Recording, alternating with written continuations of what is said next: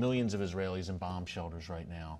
Give us a picture, Ambassador, of what life is like right now on the ground in Israel and what Israelis are experiencing right now. Well, as you said, we've actually had about 6 million people who've had to go to bomb shelters over the last 2 days because they fired rockets, as you say, at Jerusalem, they fired at Tel Aviv, they fired beyond Tel Aviv, and about 6 million people have heard this siren go off.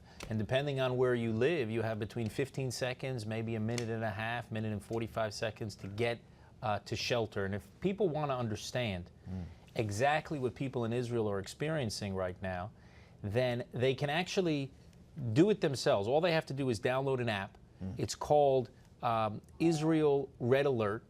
And when a siren goes off in Israel, we have a system in Israel, a national system, where a rocket is fired at a certain place, a siren will go off in that place to give the residents there time to seek shelter. Right. When a siren goes off in Israel, if you download this app, Red Alert Israel. And what's that, Red Alert Israel? Red Alert Israel, yeah. It's, okay. I think, a free download. On your iPhone? On your iPhone. And what happens is, every time someone in Israel hears that siren, you can hear that siren on your phone. It will tell you when a missile has been launched and where it's headed.